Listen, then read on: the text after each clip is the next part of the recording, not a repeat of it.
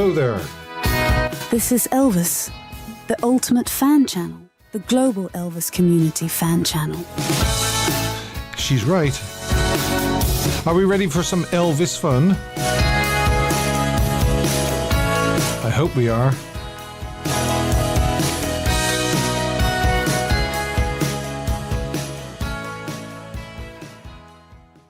Hello everybody, welcome once again to Elvis the Ultimate Fan Channel. It was by the skin of my teeth tonight that I was in this chair in time because I was watching some football and it went to extra time and penalties, and unfortunately my team didn't make it through to the next round. However, some you win, some you lose.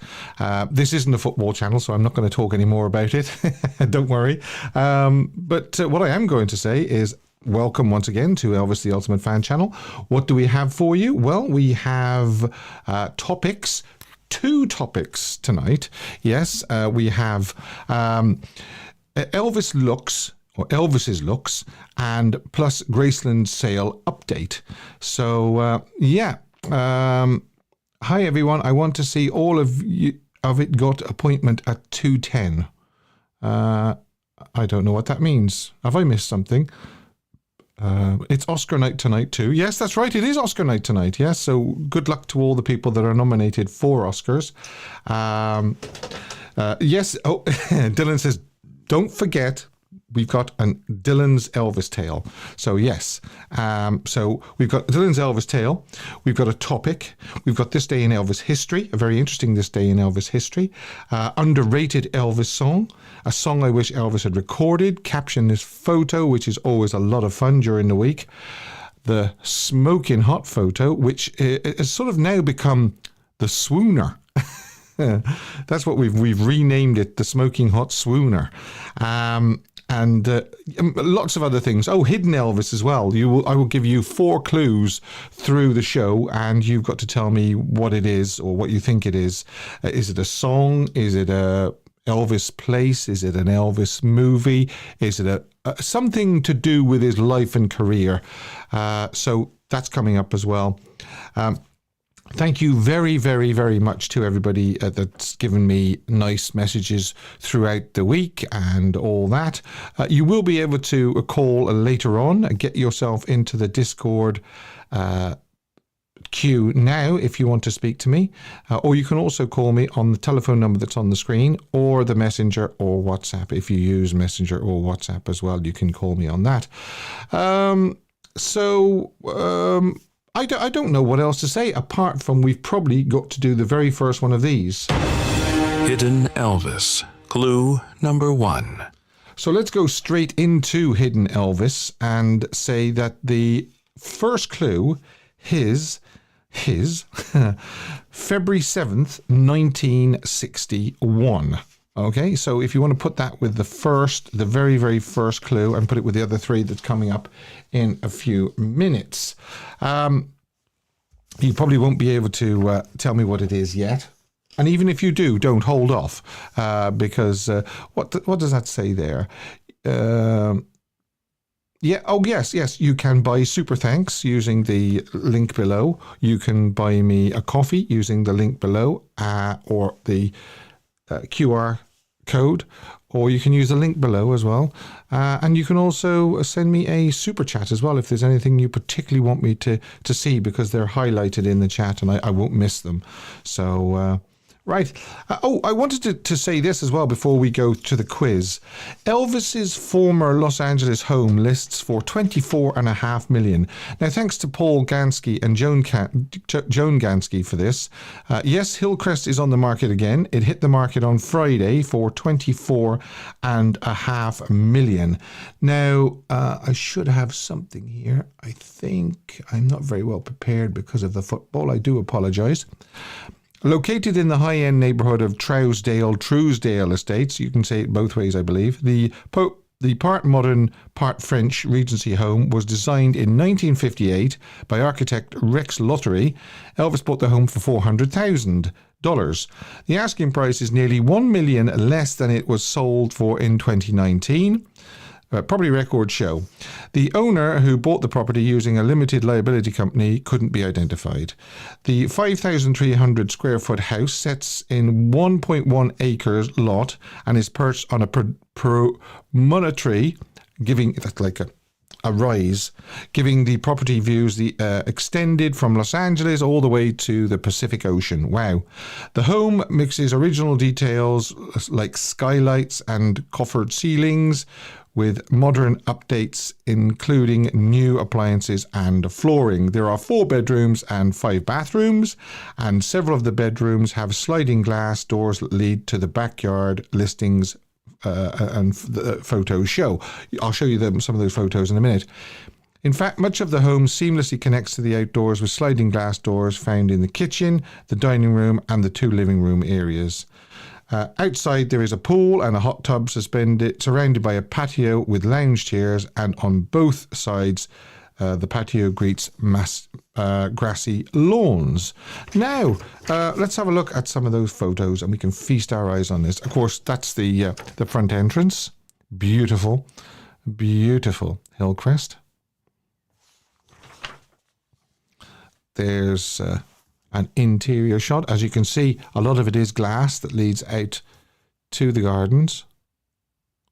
One of the master bedrooms. Look at the size of that TV.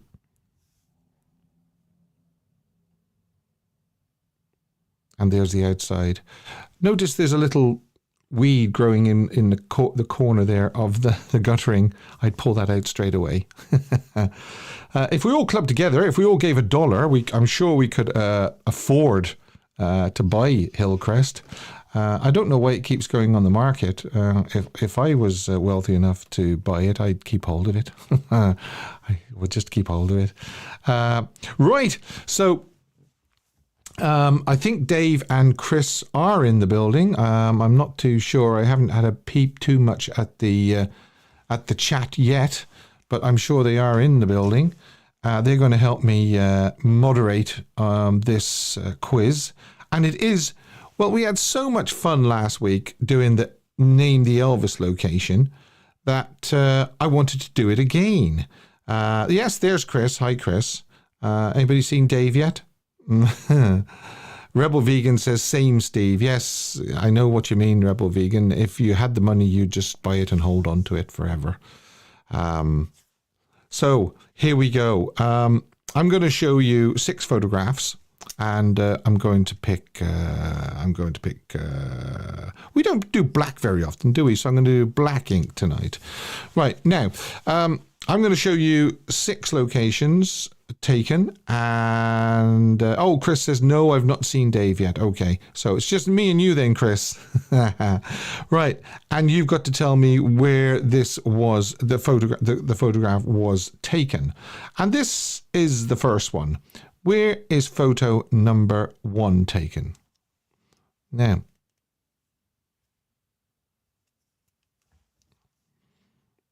I'd imagine that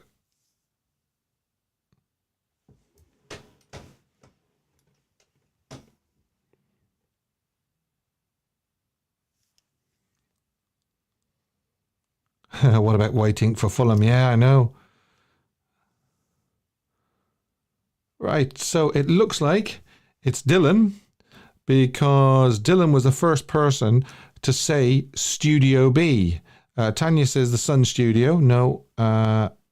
Tracy says Studio B. Yeah, a lot of people, although Jane says not a clue. Now, believe it or not, it was Studio B, June 10th / 11th, 1958, his very, very last recording session before he went into the army full time. He was on furlough after basic training, and they gave him one last session, June 10th, June 11th, 1958, and those photographs were taken. Believe it or not, he was wearing his army uniform. That's his army shirt and army tie, but he'd taken the hat off. But there are some shots as well taken the same evening, same session with him wearing the hat. So well done, Dylan. And there is a new quiz jingle. If you're the result of resisting the encroachment of our civilized world, I'm all for it. Yes. Well done, Dylan. Okay. If I wrote Juan, if I wrote in white, I wouldn't be able to see it because it's a white page. But black for Fulham as well, I suppose. They're black and white, aren't they? Was then he recording Big Hunk, Steve? Yes, he was recording Big Hunk. Yeah, I got stung. Things like that. That little black thing you see there, and the other part going up. He's being photographed through the lid of the piano, the famous piano in Studio B. Fool Such as I, yes. No, not One Night. No, One Night was a prior, I think 57, I think, One Night was. Okay. How come my new shows up first? I have no idea. I have no idea. Right, okay, so anyway, it was Dylan, and we're going to go on to number 2, and it is that one.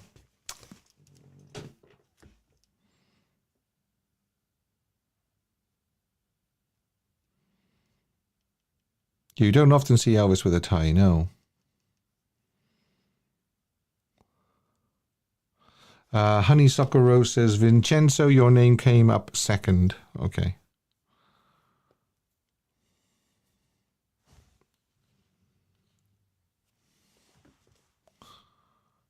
Okay, some people saying Hillcrest, California, 1174 Hillcrest, Bel Air, Hillcrest, driveway of Hillcrest, Hillcrest House. Love that green on him. Yeah, unusual to see a green suit like that, isn't it? Bottle green suit.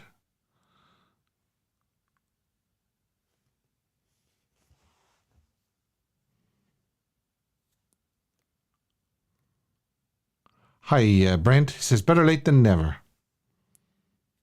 No one yet. No one yet is right. Okay, as soon as we say that, somebody gets it. Well done, Ruth Daniel. Hi, Ruth. Believe it or not, that's Rocker Place. Well done, Ruth. Rocker Place. And it's Ruth Daniel. Okay. So, you get this. If you're the result of resisting the encroachment of our civilized world, I'm all for it. So I hope everybody likes the new quiz jingle. I thought of that this afternoon. I only loaded that up this afternoon, actually. Right. So, yes, it is a rocker. And Paul got that as well. But a lot of people were saying Hillcrest. We had Hillcrest last week, believe it or not. Not that we couldn't have it again, but no, it's not. It wasn't. Right. So, we've got one to Dylan, one to Ruth. And the next one coming up is, why is that like that? That's very strange. I don't know why that's like that. Okay. So that's rocker. The next one is this one, another cheeky one.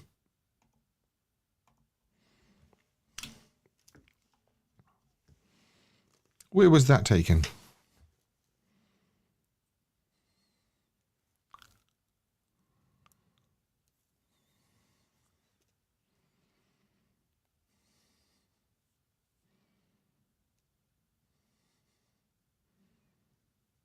Anybody coming up with... oh, somebody says Hawaii. Timothy Lee says Hawaii. Aladdin Hotel. Okay. I want something a little bit more than Palm Springs, if that's possible.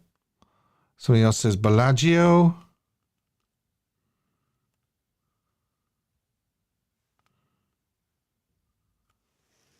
Somebody else says Palm Springs. Is that 66? No, it's 67. I'll give you a clue. It's May 4th, 1967, 4 days after their wedding. Montevideo, says Juan.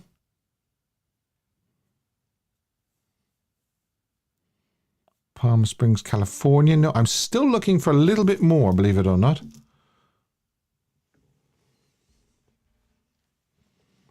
Have I finally got them, Chris?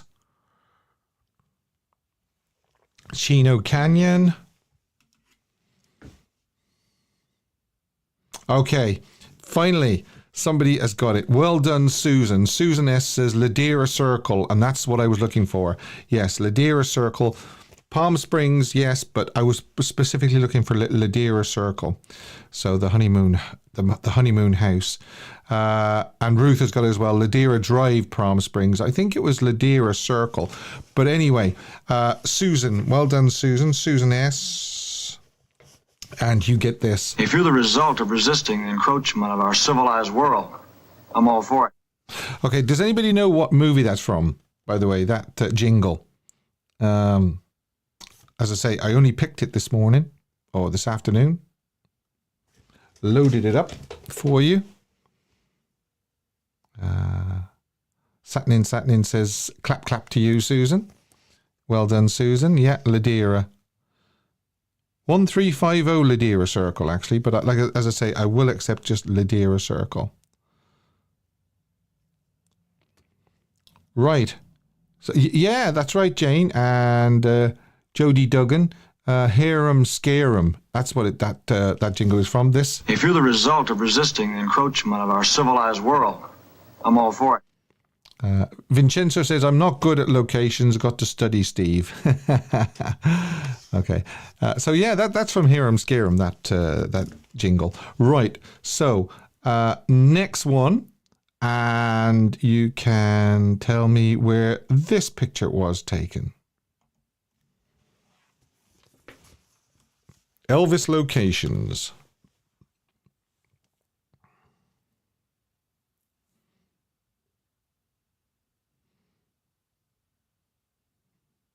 Ruth says, oh yes, Harem Scarum is right. Mitchell Westford says, legend never dies and beyond. Thank you for keeping his legend alive. Thank you for watching. Thank you for watching. Thanks for the support. Okay, it looks like it was Dylan because he's put the Houston Astrodome, and that's exactly what it is. It's the Houston Astrodome. So Dylan, you get this. If you're the result of resisting the encroachment of our civilized world, I'm all for it. Right. Now, tricky one. The Grand Master of the jumpsuit might get this because it's a jumpsuit one. And it's this. Where was this taken?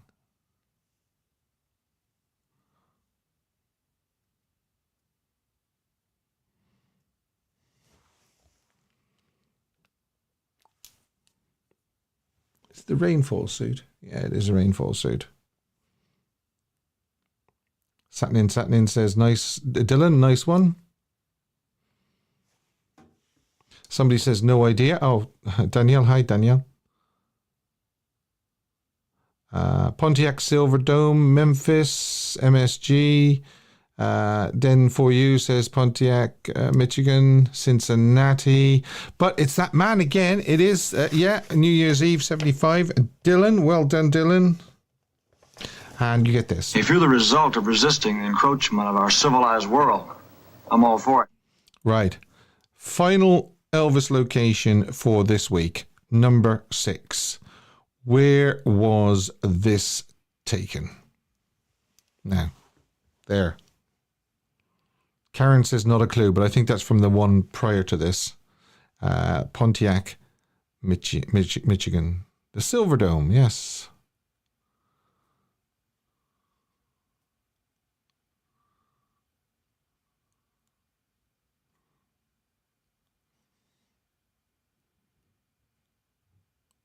Okay, DF Lee says Sun Studio. Dylan says Sun Studio. Ian says Sun. A lot of people saying, Tanya says Graceland. There's a clue actually in the background, and those are obviously tape boxes just behind Elvis. And it is Sun Studio. And as Dylan quite rightly says, pipped by DF Lee. Danielle, well done. Danielle, you get this? If you're the result of resisting the encroachment of our civilized world, I'm all for it. A lot of fun, that. I do actually look forward to setting those and trying to find photographs that you may or may not know where it's taken. Obviously, a lot of the sort of the older fans who have been looking at the photographs for years and years and years and years are going to know straight away. Although that being said, Dylan got 3 of them right, and he's not old. He was only 22 last week. So but great fun. So Dylan, Ruth, Susan, Danielle, well done, well played. And to everybody else that didn't quite get in there fast enough, well done, well done. Now, what do we got? When do you want it? Yeah, that's right.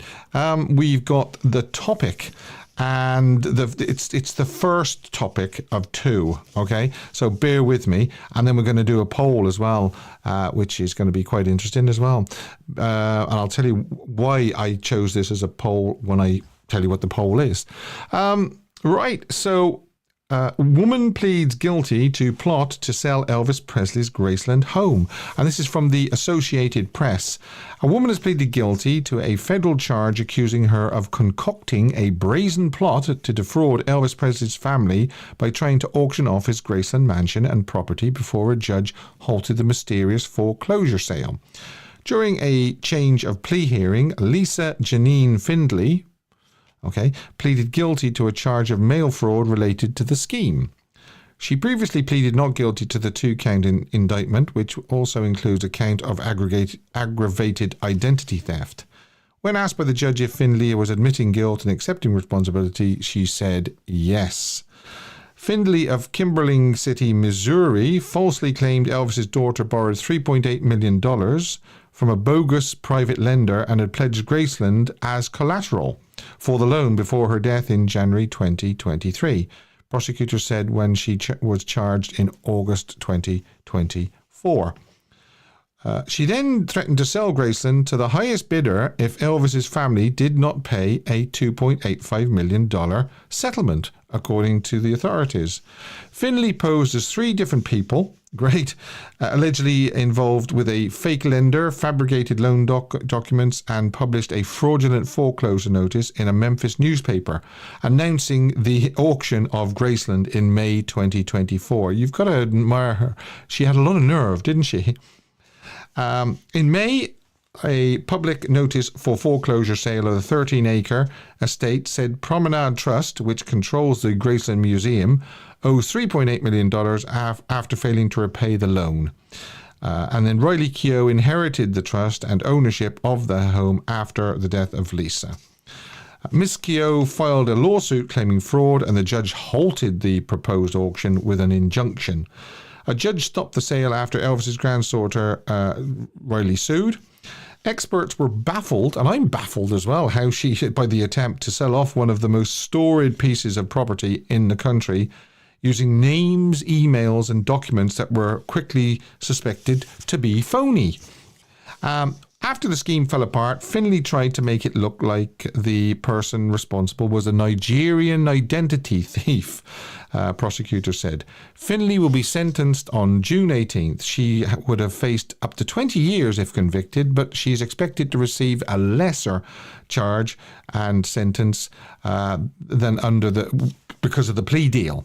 So because she's now actually pleaded guilty to it, they'll show more leniency.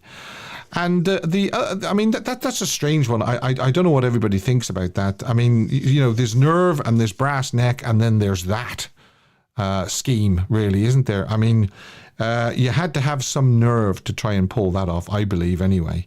So let me know what you think on that.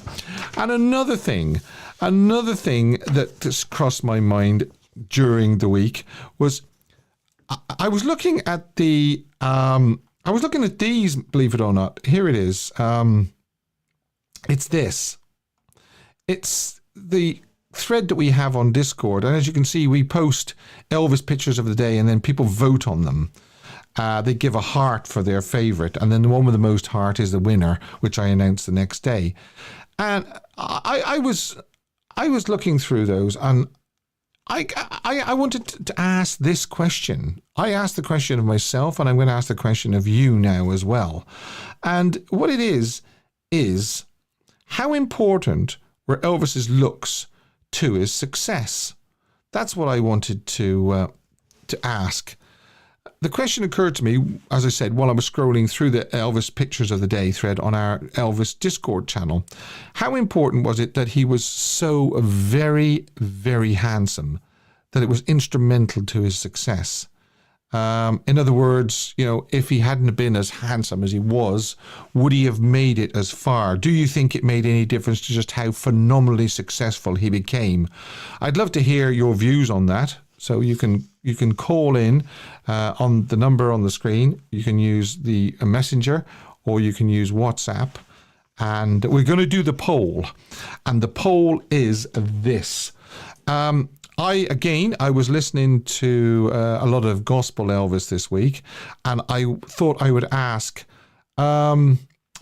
which of these four are your favorite gospel sacred song by Elvis? So start the poll and go and say, is it Crying in the Chapel, His Hand in Mine, How Great Thou Art, or Milky White Way? So if you want to vote away on that for the next half hour or so while we do other things, and we do this. Hidden Elvis. Clue number 2. Hidden Elvis clue number 2 is, funnily enough, His Hand in Mine. Okay?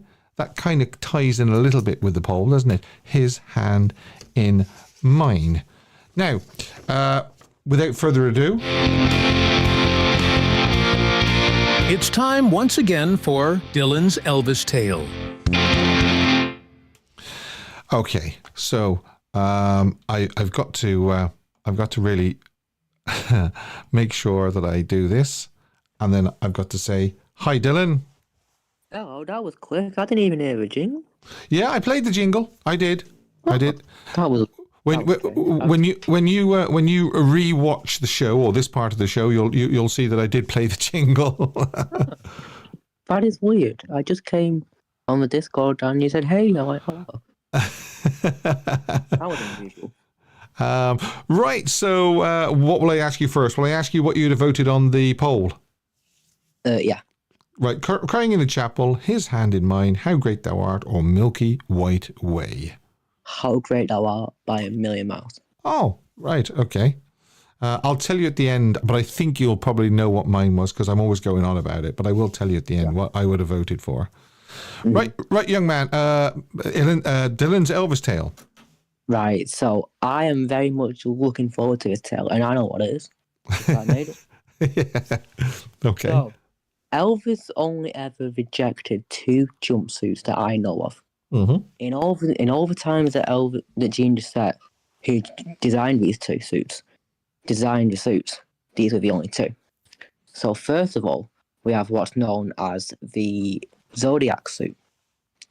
And the story behind this one is that Gene wanted to make a suit with Elvis' star sign on it, but he couldn't remember for the life of him what his star sign was. So he did Sagittarius, which is like the bow and arrow one, I believe, the half man. Mm-hmm. Was he not a Capricorn? I think he was. Yes. But Gene couldn't remember, so he did the bow and arrow one. Thinking that it looked really impressive. However, they sent it to Elvis, and Elvis didn't like it. And I looked at the design, and I can kind of see where it's coming from, because it just doesn't look that good to me. I don't know why. I think they could have used a different star sign. I just don't think that one works. Okay. And then the other one, which is called the Spiderweb suit. Yes. Now Elvis received this. Gene Doucette designed this the same night as the embroidered Arabian. Right. Which means that had Elvis accepted the spider suit, he would have most likely wore it during that engagement in Tahoe when the Arabian was debuted. And I think this one would have really worked, especially on tour. Can you imagine Elvis walking out in that suit with a matching cape and a black scarf and his TCB glasses? Yeah. What an impact that would have made. So I think that would have worked fantastically. But the Sagittarius one, I'm not so sure. But then again, like different people have different tastes. Well, I mean, the Sagittarius one or the Capricorn one or whatever you want to call it, but it does look a bit messy compared to the other one, the websuit, yeah. It does. So that's my tale this week. And I'll be very interested to see what people think looks best out of the two, actually. Yes, I mean, you can leave a comment now in the live chat, or if you're watching on playback, you can leave a comment below. Of course you can, yeah. We'll be interested to read those. Now, I mean, I would say definitely that the Capricorn one is just a little bit too messy, but the web one I can see working. And the Grand Master of the jumpsuit has given us another superb Elvis tale, that's for sure. Well, thank you, and I enjoy making these tales a lot, so yeah. Yeah, and we enjoy hearing them. Now, are you going to tease us next week, or have you not got one yet? Well, first of all, I want to talk about the topic. Oh, yeah, okay. With the way the music industry works today, if Elvis started out today, he would have got signed instantly, purely on his looks. Right. The talent would have been secondary. Because of the way he looked, he would have got instantly signed. Because if you look at music artists today, most of them have been signed because of the way they look. Not because of their good singing, because of the way they look. Elvis had singing talent to boot, but he was also very, very handsome. Oh, so he was. Had he started today, he would have instantly got signed. And I also saw a thing that said, well, if Elvis hadn't walked into the sun, then nothing would have happened. But I disagree with that. Because with a talent and a voice like that, you have to get picked up.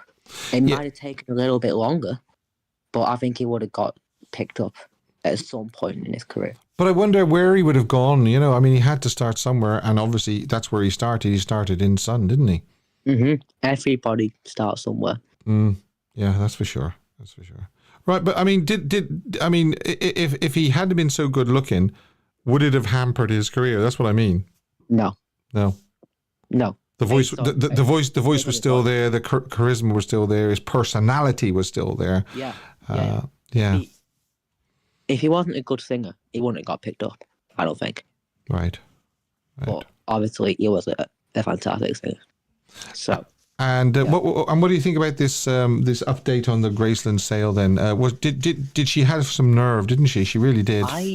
I just found it completely bonkers. Like, you know what I mean? Like how can someone like pose as like what was it, like 5 different people? Just like crazy. But listen, as I've said in the past, good on Riley for fighting it. Because, how did it get so far? That's what I can't understand.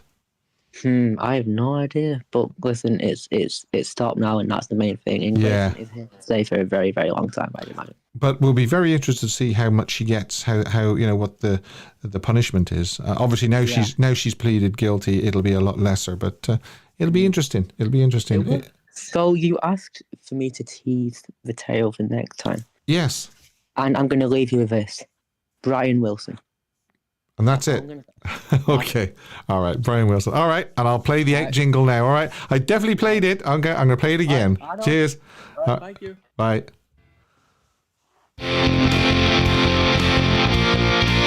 Join us again next week for another Dylan's Elvis tale. You see? It was there, Dylan. Hi, Vincenzo. How are you? You can hear me? Yeah. How are you? I'm doing good. Well, so where will we start? Will we start with the poll, yeah? Yeah. Okay, which one are you going to pick? How great. Dylan picked that one as well. Wouldn't be I like the spider suit better. Yeah. You like the spider suit? Yeah. Yeah, I think the Capricorn one or the Sagittarius one would have been just too fussy. You know me, I like the simpler suits. I don't like the one like the totem pole and things like that.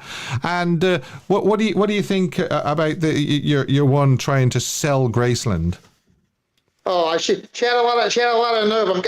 I'm glad she didn't get away with it. I know, a lot of nerve. I'm surprised how far it got. I really am. And what about Elvis's looks? If he hadn't been so good looking, would he have got as far as he did? No, I think it was his voice that he made it. Yeah, and his charisma. Okay, Vincenzo. Alrighty. Always good to hear from you. Cheers. Bye. Bye. That was Vincenzo, and he thinks no, his looks didn't make any difference. His looks was just a bonus, an added bonus. If there's any other callers now that want to ring, now's the time to ring in and tell me what you think about the Graceland Sale or what you think about Elvis's looks. You can do that as well. And you can also, of course, you can vote on the poll. Which is your favourite of these?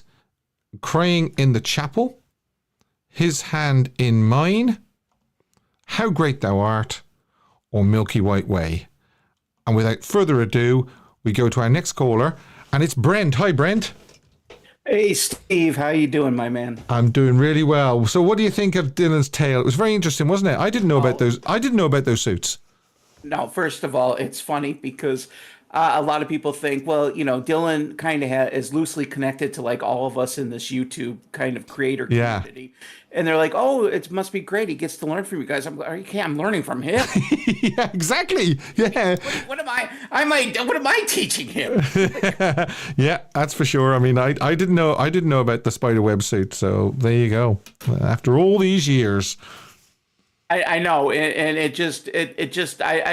just wish I could have been having his experiences, having been entrenched in that world from a very early age and all that. But I'm learning about the Elvis community, the deep dive and all that. It doesn't matter when you get in. It just matters that you eventually get in. That's for sure. That is for sure. Now, I'll ask you on the poll, first of all. Could you pick one of those four? Without hesitation, Crying in the Chapel. I'm just sorry. There's something so moving about that. And maybe I'm kind of making it personal because I believe it was one of the first gospel songs I was exposed to during my reaction days on YouTube. Yeah, I mean, believe it or not, Crying in the Chapel is a song I was listening to when I thought of the poll, believe it or not. Oh, it was great. And for some people out there who don't know that, let me look it up real quick. I mean, his voice is like velvet, double velvet on that, actually. Yeah, and I think one of the saddest things is that he did do like a 1:39 version of it live at Tahoe. Yeah. 70s. I wish that would have been performed live more. I don't think he could remember all the words, though, could he? I think. No, you're right. It was, that's what was part of the charm of it. But you know what? It's so rich. And I remember, believe it or not, I remember when you were on my show, you were saying how much Stand By Me is like a very personal song to you. And the way you describe Stand By Me being personal to you, like Crying in the Chapel, is the same way to me, like that is to you. Yeah. But again, I mean, How Great Thou Art got a couple of votes. You've now voted for Crying in the Chapel. Mine still hasn't been picked, believe it or not. I think most people know what mine is, but I will actually wait till the end of the show before I tell you which one is mine. One of those is a splitting hairs, though, things. I think a lot of people are more about How Great Thou Art live than they are about the studio track. Yeah, that's for sure. And so there's a lot of division there, which I think they're both necessary. You know, there's a little more restraint and perfectionism in the studio track, but there's more of bombastic flair kind of in the live performances of it. Now, what about this Elvis's looks? What do you think of that? Am I being unkind to him by thinking that if he wasn't handsome, he wouldn't have made it? No, first of all, it's really weird because it's a paradoxical thing because a lot of times when they say, oh, well, you know, that actress or that actor only made it because of their looks, sometimes, though, there's an axiom about that because sometimes when you look good and you have talent at the same time, you got to work twice as hard to prove to people that your talent is where, you know, no one did that with Roy Orbison. They just said, wow, listen how talented he is. Yeah. Because they weren't distracted by his looks.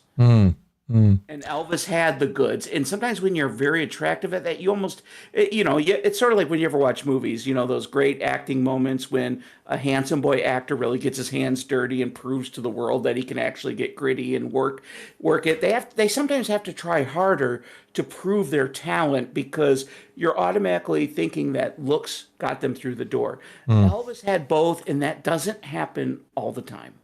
He was a complete package, though, wasn't he? He had the charisma, he had the voice, he had the looks, he had the personality. As I always says, it was like a perfect storm with Elvis. It was, and he also had this X factor, which I haven't really seen in many performers, where there's one part of them that is kind of a celestial deity, an unknown origin, kind of mystical wonder, but yet there's another part of them that's all flesh and blood and all too human that perfectly relates him to us and vice versa. So we could relate to him while also seeing him as this otherworldly giant. And not many people can really work that combination in tandem. Yeah. And because there are times where you're like, Elvis is just the ninth wonder of the world or the ninth wonder of the galaxy. But then at other times he's this guy from Tennessee that knows pain all too well, and we feel it. Yeah. When we hear him. And that's why people like you and I, Steve, make this our thing in life. Exactly. What about the nerve of this lady that tried to put Graceland up for sale? What do you think of this? She finally got caught anyway. Oh my God. You know what? God, leave the poor man alone. Yeah. He has given so much to the world, and yet people want to take. I mean, I do not get it.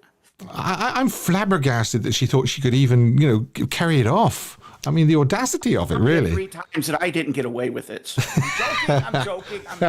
Steve and I were trying to both work together, and it just didn't happen. But no, it is flabbergasting because you know what? It makes you think, Steve, maybe even on a deeper level, there could be so many great things you're trying to do in this world for people, and this is what you devote your energy to.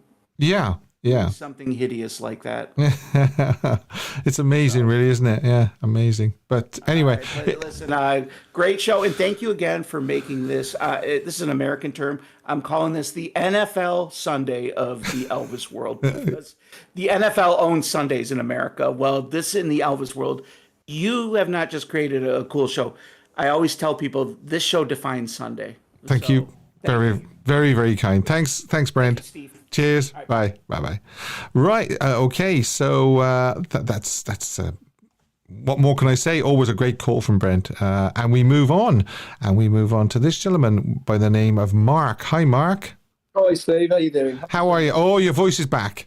My voice is back. Yeah. Brilliant. Yeah. So let's do the poll first of all. I'm sure you found it very easy to pick. Did you?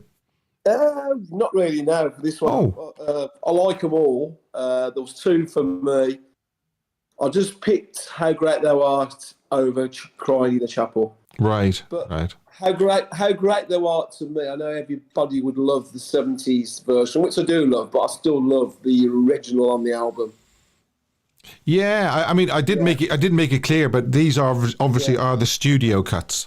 Yeah, of course. Yeah, I just, the whole album was great. I love the album because I like side A was like all the ballads, wasn't it? And side B was a little bit more up-tempo gospel. Yeah, that's right. That's right. On that album. So I always loved that. I always thought as well, thinking about Crying in the Chapel, and it was released before he did the 68 comeback. It's just a shame he didn't sing that in the 68 comeback, even sitting down, when he did the gospel bit. Yeah. When he sang, it would be lovely to hear him sing that when he'd done Memories. Yes. What a great song to sing off, but it's a shame. But, Memories was a great song, but if he'd have sang that as well, I thought, would have topped it off, wouldn't it? And of course, as we remember as well, they actually RCA didn't release it for 5 years. No. It was recorded. It was recorded at his Hand in Mine sessions, but they didn't release until 65. Yeah, and of course, it was 65, and he did that in 68, and it was probably his last number one. Yeah. For that period. Yeah, so it wasn't number one hit for him. So to put that in the show would have been nice, sort of thought as well. But we all wish for this, we all wish for that. But How Great Thou Art for me. and Crying in the Chapel a close second. Close second. Okay, what about Elvis's looks? Did they help? Would he have made it as far as he did without his good looks, do you think? He would have made it. To me, there's one. I always think, why did they make the X Factor program? They must have sat down and thought, we'll call this the X Factor. And they must have got together all these producers and even all the panels. They must have thought, well, who had the X Factor? Surely Elvis would have been the one. Elvis had got the X Factor. Yeah. And you would have thought, we need to find another Elvis. For me, that's why that program's called the X Factor. Yeah, because he had it all. Yeah. He had the looks. Of course, he had the looks. He had the voice. He had the charisma. He had the talent.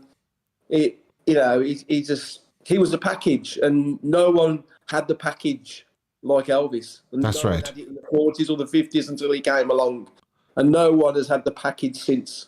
That's like what I said to Brent. It was like the perfect storm. It all came together, didn't it? Yeah. And look at the great artists like Sinatra, Dean Martin, Tom Jones, all these people. Yeah, they're great singers, but they never had the package like Elvis. They weren't all good looking. There was some were good looking, but they weren't all good looking. They couldn't dance. They couldn't move the way Elvis did. They couldn't have the hair like Elvis did, the stance. And not just that as well. The material that he did over his time. Nobody like them could match him, I don't think, either. Because, like you say, he changed his styles over the time, and a few of them guys didn't. And that, the people who tried to be like Elvis when Elvis came out, they didn't last that long. That's they right. Might have had a 3 or 4 year career, but they didn't have a career like Elvis, did they? No, that's for sure. I mean, as you say, he did change with the times. He made sure that he did. What about this Graceland sale? Oh. To me, I'm not too interested to I see. It's always a farce, isn't it? And it's always someone behind the scenes. It's like Elvis is alive, isn't it? Again, and all this kind of stuff. Don't get me started on that. Gabriel George, and the Elvis files, and you've got people out there that do believe it, and I think, why do you believe it? I know we all wish he was alive, but he's not. And it's the same thing of all this, and it's someone behind it, a money spinner. Oh yeah, it's the same thing. But again, they only do it with the likes of Elvis. It seems to be like there's an Elvis. There must be an Elvis story every month. Oh yeah. And not just in Britain, in the States or around the world. But no, to me it's just trash, and I'm not really interested in things like that. To me, you can just brush that under the carpet. Well, I think I said when it first broke, the news first broke. When I read it, I just laughed. I says, "There's no way they're putting Graceland up for sale." It's just too much money to be made by they're not going to just set it off. Yeah, I see a lot of all the things we've got to look for too soon, with the new bass thing and the hologram thing, and all the things that they've got in the pipeline. They ain't going to suddenly sell Graceland tomorrow, are they? No, exactly. It's just it's somebody out there who's just trying to scam us all again, and stuff like that. But, listen, they'll always try that with Elvis. I mean, this isn't the last. This is just the latest one, The latest one, yeah. We'll have to make a book. Yeah. A book, of all the Elvis scams over the world. 77. Yeah. All right, Mark. All right, cheers. Have a good one. Cheers. Bye.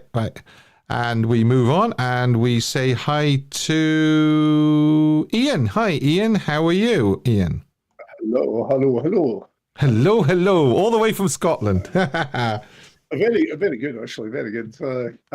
It's funny because Elvis's looks. I mean, Carl Perkins, I think, was the first to say that, he had no chance. A direct quote from Carl Perkins: "Standing toe to toe with that pretty Elvis." Yeah. So Johnny Cash said the same thing the first time he saw him at Cat's Drugstore. Sam Phillips recognised his looks and charisma. When you watch the Milton Bell show, when you watch the second Milton Bell show, you watch that one, it's clear that Milton recognises just Elvis's looks, how important they are. So I don't think Elvis would have made the breakthrough at all without looking like he did. Oh, right. You think it definitely helped him get as far as he did? Oh, there's no doubt at all, because just looking back, I mean, the Lamar Airways, the Catch Drugstore first performances, and if you obviously if you listen to the hayride, when they turn the volume up on the hayride on the first show, just because the crowd is so quiet, all you hear is screaming from the girls. I mean, his audience was teenage girls. Absolutely, teenage girls was his audience, and we're kidding ourselves on if we don't believe that. I mean, Hal Wallace didn't. There's no way Hal Wallace brought him in without looking the way he did. I mean, his screen test, he just looks like beautiful. Yeah. So, yeah. I mean, I think it's a combination, Steve, of charisma and looks, but I think the looks got him there in the first place. I think his voice is terrific. Now, obviously, I love his voice in terms of it's the soulfulness of his voice, and a lot of people, they'll ask Elvis fans like us, will say, "What do you love about Elvis?" There's no doubt his charisma's up there, but and I'm not a gay man, so I don't know if gay men recognise that he's gorgeous. I recognise that Elvis is gorgeous. Yes. But I don't find them attractive in the way perhaps gay men. I don't know whether they do, but certainly women they absolutely love him even now, as if he was still alive. Still alive, yeah, that's right. Yeah, it's still get excited about looking at pictures. I mean, the picture of the day, I think is very interesting, Steve, because I think is really added to the show, the picture of the day. I really do, because there's so many people participating in it, and even men who are straight men can recognise that Elvis is gorgeous. You can see that. Yeah. I mean, especially in 1969 pictures where he's just come back and he just looks fabulous. Oh yeah, unbelievable. So, I mean, I think there's no doubt that Elvis got his start because of his voice, his charisma, his performances, his wild performances, his whole style, the way he dressed, but definitely his looks. And I don't think Hal Wallace would have signed him. I don't think Elvis would have been in the movies unless he was good looking. Yeah, definitely. Very well put. Very well put. What about this Graceland for sale then? Were you surprised how far it actually got? Yeah, I probably was. I think it's a very good question, Steve. I'm not at all surprised that it happened. I'm definitely surprised that it got. I mean, obviously, I think we've all been subjected to scams and whatever. I think it was only 2 weeks ago that I got a message. Hi, Dad. This is my new phone number, right? So yes. It was only my wife that actually worked out. It wasn't really my daughter. Yeah. So she called my daughter, But I mean, these scams are something else, So I'm not surprised of the scam, but I can't believe that it went that far, Yeah, I'm surprised the size of it. I mean, if you're going to go big, and she went big, didn't she? Trying to sell Graceland. Yeah, well, it's really funny. I mean, just a thing on the gospel tracks. Oh yeah, the poll, yeah. Yeah, it's something I've been speaking to Brett about. But my perspective on Elvis's music was radically changed, basically from a very early age, because I went to Elvis dances all the time, and then I ended up playing the music at Elvis dances. And that meant my complete focus was on Elvis dance tracks, almost without exception. And so it was only my friend Julian Grant, who's in Cambodia. Julian, who's also a DJ and a better one than me. It was only Julian that pointed out that I wasn't even listening to, wasn't even aware of a lot of his sacred religious tracks.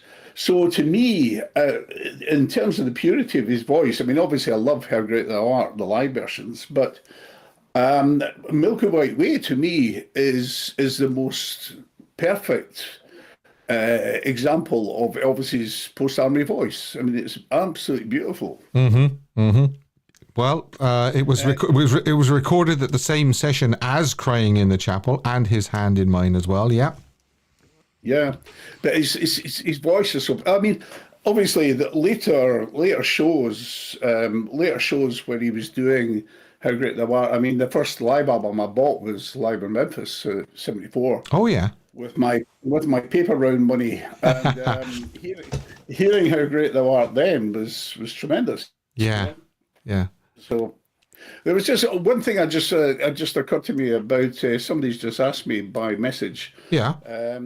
So I was fortunate, as you know, to see the Cincinnati and Indianapolis shows, the last two shows with the fan club, with the UK fan club. Yeah. And I was also fortunate to get up to the stage and to give Elvis the Tartan Tammy. And the thing that amazed me was how gorgeous he was. Because what happened was, I mean, if you see the video, I get half a second of Elvis, and I reach up to give him the Tartan Tammy, and he leans forward, and his jumpsuit opens up, and he's obviously this is right at the end of the show, and so the sweats come. His hair is in a pattern on his chest, a V pattern. And he looks right in my eyes. And I'm colorblind, Steve. and it was only then that I realised his eyes were blue. Yeah. Because they were so bright blue. They were so bright blue. Uh-huh. And then, so I'm straight man, but I know that Elvis was gorgeous. And to me, his looks, I think, a very, very, very big part of Elvis. Have I seen photographs of him or you handing him that hat? There is a piece of film. Right. It's on the final. What's the final curtain? It's on that, and there's the picture. There's a picture of Dave Reynolds in London. Took a picture of Elvis taking the Tartan Tammy from me. Yeah. But all you see is my hand. Right. Because the stage must have been about 8 feet high or something. Because I'm 6 foot and been higher than that.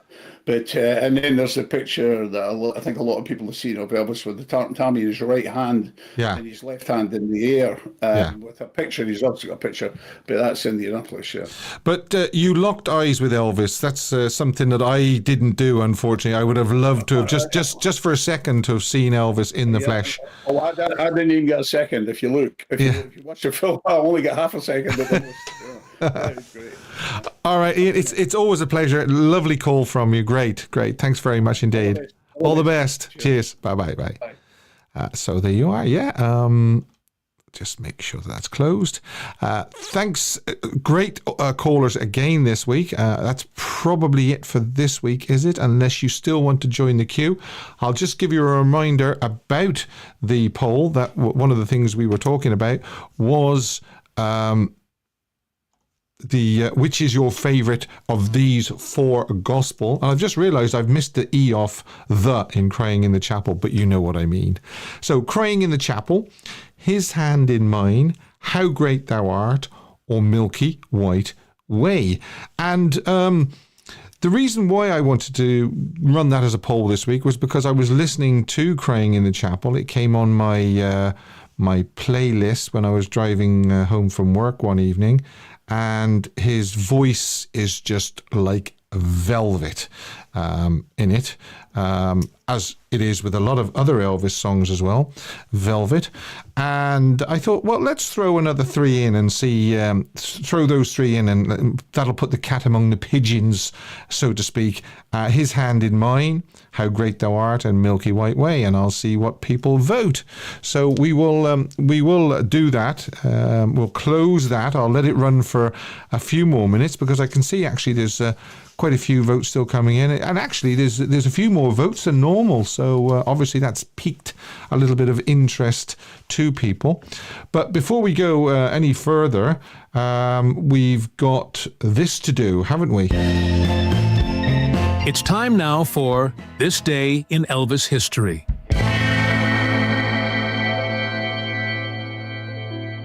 Yes, This Day in Elvis History, of course, is oh my goodness. Have I got the wrong one here? I don't think I have, no.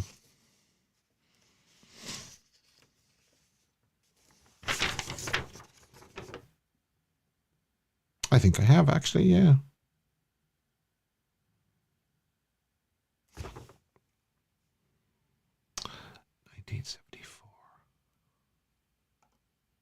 Yeah, that's okay. I have got the right one. I thought there for a minute I got the wrong. Excuse me, just a second. Okay, I thought I got the wrong This Day in Elvis History, but I don't think I have. I want to make sure I haven't.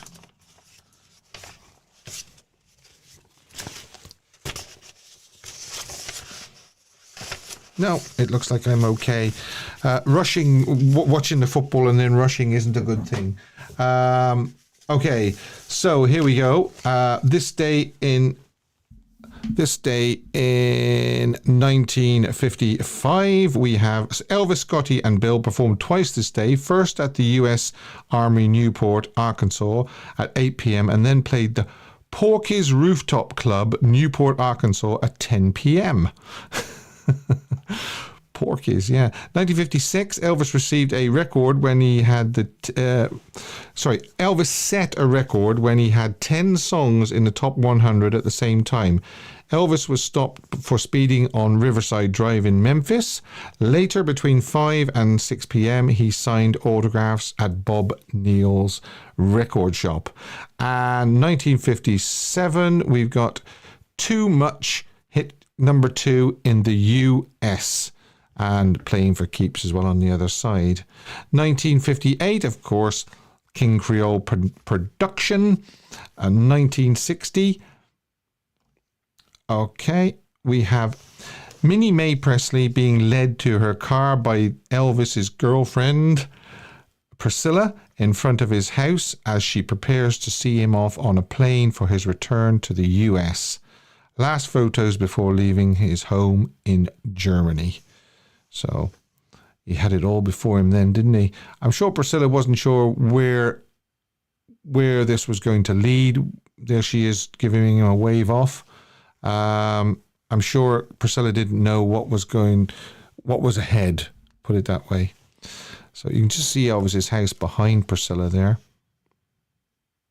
Gothenstrasse 14. Okay. Now, we have 1963. We have this, which is Fun in Acapulco. And Priscilla arrived in Los Angeles with her father, Captain Paul Beaulieu, to meet with Elvis to conclude arrangements permitting her to live in Memphis with Vernon and Dee. And complete her senior year at Immaculate Conception High School. Elvis assured Priscilla's father that his parents would take good care of her and she would get a good education at the Catholic school. And there is a shot of Elvis and obviously Priscilla and Alan Fortas. Yes, one of Elvis's friends and Memphis Mafia member. 1964, Elvis began recording sessions for Roustabout at Radio Recorders. He completed 4 songs and worked from 1 to 11:35 p.m. Let's see what he did. He did Little Egypt, Poison Ivy, Hard Knocks, and It's a Wonderful World. 1970, we have Elvis returned to Los Angeles, leaving the Houston Astrodome. And there he is leaving the Astrodome. And there he is signing a few autographs with Sonny over his shoulder, Sonny West. 1971, Elvis left Las Vegas and flew to Los Angeles. And 1974, you saw just this briefly because I was checking to make sure I'd loaded the right photographs. Elvis performed at the Mabee Special Events Center, Oral Roberts University, Tulsa, Oklahoma, at 1:30 p.m. That was a strange time for Elvis, 1:30 p.m. He used to either do 2:30 and 8:30 shows, so afternoon and matinee and evening shows. But on this particular day, it was 1:30 at the Oral Roberts University, Tulsa, Oklahoma. Great shots there of Elvis on this day in history, 1974. Let's have a look. Oh, there he is leaving. Either leaving or arriving, not too sure. By the looks of his hair, I think he could. Well, there he's definitely arriving back at his hotel by the looks of it, because his hair, and he's got the towel around his shoulders, and his hair is mussed. So that's right. We're going to do another one of these. Hidden Elvis. Clue number 3. Okay, so the clue number 3 is number 1 in the US and the UK. Okay, so you can put that with the hidden clue number 1 and number 2. And the hidden, I'll just run through the hidden clues again. Number 1 was February 7th, 1961. Hidden clue number 2 was His Hand in Mine. And finally, this one so far is number 1 in the US and UK. Now, I want to just put that back. Now, what have we got next? That was This Day in Elvis History. And it's a song I wish Elvis had recorded. Helen Murray says, gorgeous Elvis. Yes, he did look really good in those live shots. Let's close the poll, will we? And see what won. Okay, here we go. Which is your favourite? How Great Thou Art, Milky White Way, Crying in the Chapel, and His Hand in Mine. How Great Thou Art, 54%, over half the vote. Milky White Way next, 16%. Crying in the Chapel without an E, 15%. And His Hand in Mine, 13%. I would have gone for the second one. Milky White Way. I absolutely adore that song. I really do adore it. So let me just put that there. Okay. Right. So that was the poll. And a clear winner is How Great Thou Art. And we move on. And we move on to... Oh, why isn't that working? Okay. There, got it. Now, a song I wish Elvis had recorded, and this is suggested by April. Thanks, April, for sending this in. Very, very, very kind of you. And it is Lady, a song written by Lionel Richie and first recorded by American country music artist Kenny Rogers. It was released in September 1980 on the album Kenny Rogers' Greatest Hits. The success of Lady also boosted Richie's career. The production work on the song was his first outside the Commodores and foreshadowed his success as a solo artist during the 1980s. Rogers also featured vocalist on We Are the World, co-written by Richie. Richie performed Lady himself on his 1998 album Time, and he and Rogers performed the song as a duet on Richie's 2012 release Tuskegee, or Tuskegee, I beg your pardon. Richie had originally pitched the song to the Commodores and they turned it down. Then later it was given to Rogers to record and it became the biggest selling hit single for him as a solo artist. There you are. When asked about his personal favourite song during his October 1986 appearance on the Phil Donahue Show, Rogers responded, Lady is head and shoulders above almost all the songs in the world. It became the first record in the 1980s to chart on all 4 of Billboard's singles charts: country, Hot 100, adult contemporary, and hot soul singles. It is listed as number 60 on Billboard's Hot 100 all-time songs. So that's the song that I wish Elvis had recorded. April wished that she recorded it. I quite like it as well. I listened to Lady by Kenny Rogers quite often, and I can actually hear Elvis doing a really, really good version of that. And let me know what you think. I'll put a link below, obviously, to Lady, in case you're not familiar with it, and you can let me know, yes or no, what you think. And you can send in your I wish Elvis had recorded songs, just like April did. And there it is, Kenny Rogers, Lady, and number 1 in the USA. Yeah. Now, looking forward to this. It's time now for Caption the Photo. Yes, Caption the Photo. And it was this one.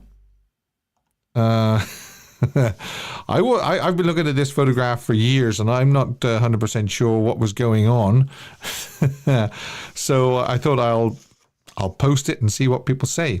Yes, sir. Private Presley reporting, and my friend. Yes, ma'am. I'll get right on that. I've just seen a face. I can't forget the time or place where we just met. Wait, no, that's the other fellas. That's obviously the Beatles song, isn't it? I've just seen a face.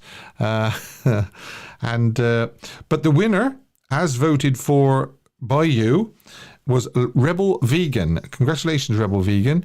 And I like this one. I thought this was very clever. Glad you like my armpits. They smell like Neutrogena soap.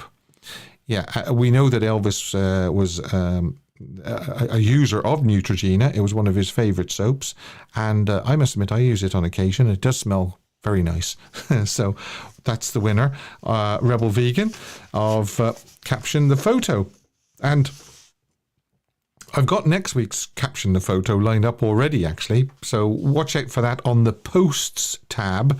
It used to be called the Community tab, but now it's called the Posts tab. And I'll probably put it up on this channel on Tuesday for you to caption away on. Now, underrated song chosen by Susie via Discord. Hello, Susie. Thanks for sending this in. Rockahula Baby is a 90... Well, actually, Susie didn't actually know that... let's have a look. Underrated. Yeah. She didn't actually know that she'd sort of put this forward as an underrated song. What she said was that... she'd ordered the single, I believe, and of Can't Help Falling in Love, but she preferred the B-side. And so this put it in my head that, okay, even though Susie hasn't sort of said this is an underrated song, I got the feeling that that's what she was saying. So Rockahula Baby is a 1961 song by Elvis and performed in the 1961 movie Blue Hawaii. Recorded on March 23rd, 1961 at Radio Recorders in Hollywood, California. The RCA Victor 45 single was released on November 21st, 1961, with Can't Help Falling in Love as the A-side. The song was published by Gladys Music, Inc., Elvis Presley's publishing company, and was written by Ben Weissman, Fred Wise, and Dolores Fuller. It was the first song published by Fuller, who would eventually co-write a dozen songs for Elvis. Rockahula Baby peaked at number 23 in the US on Billboard Pop Singles Chart number 1. In Australia, number 4. Number 1 in Australia, number 4 in Canada, and number 1 in the Philippines. Ian, Steve, Elvis B-sides were surprised as it was a good theme. Yes, that's right. In the UK, where it was a double A-sided release with Can't Help Falling in Love, it peaked at number 1 in the UK singles chart in February 1962 and spent 4 weeks at the chart summit. When re-released in March 2005, it reached number 3 in the UK in a 4-week chart run. There you are. I'll put the link below, but of course, there it is.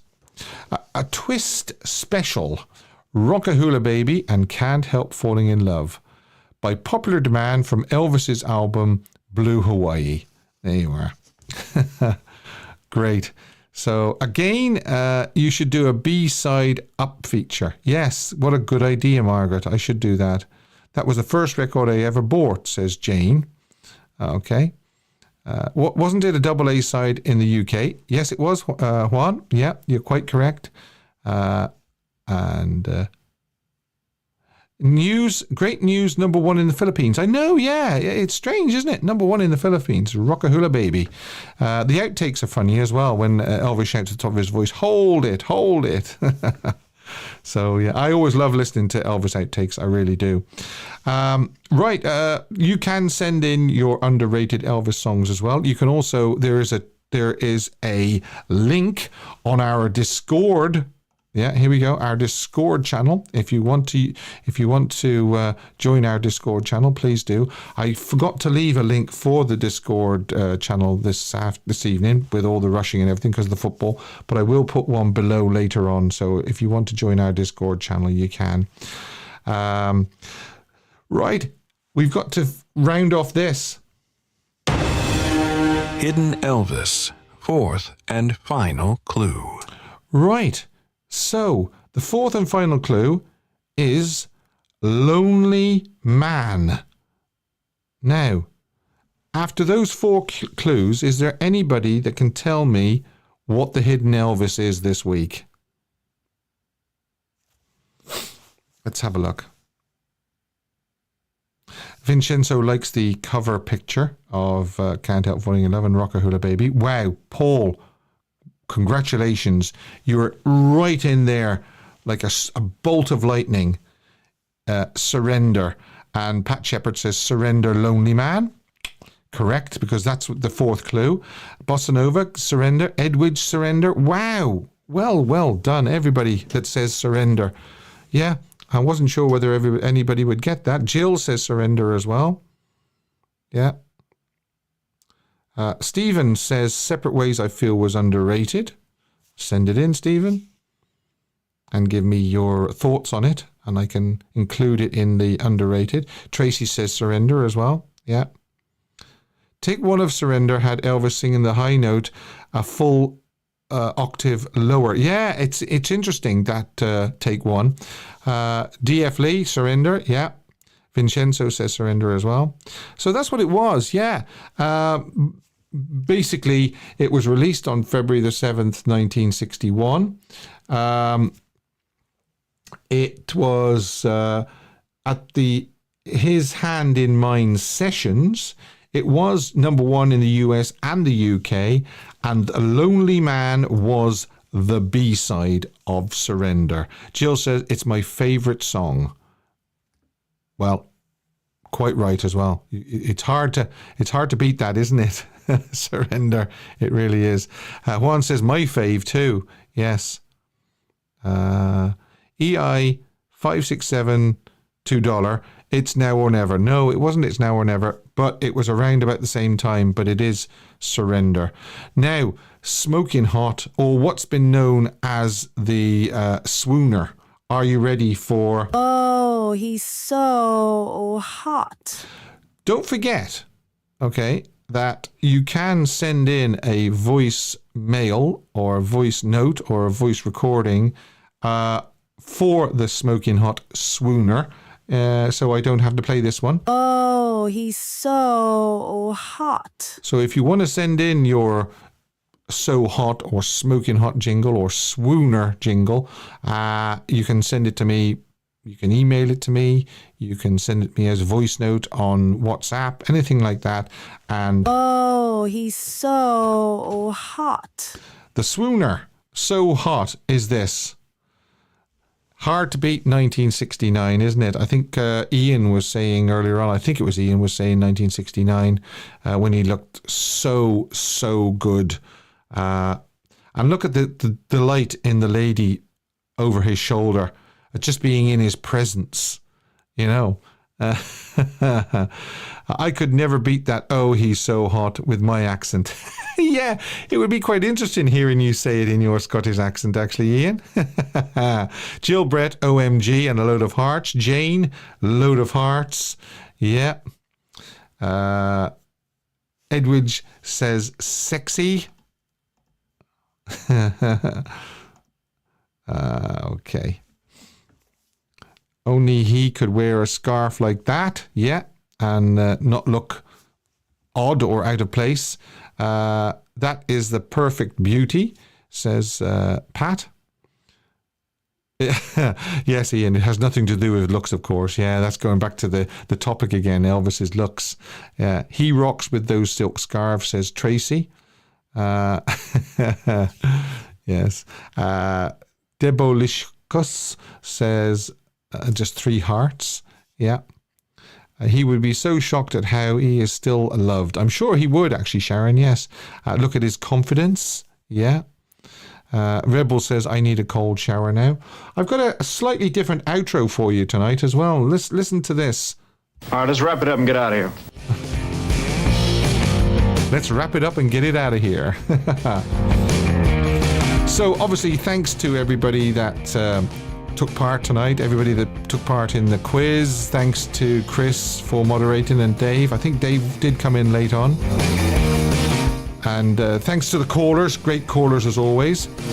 And we'll do it all again next week. Plenty more Elvis fun. Until then, take it away, Al. Elvis has left the building. Thank you and good night.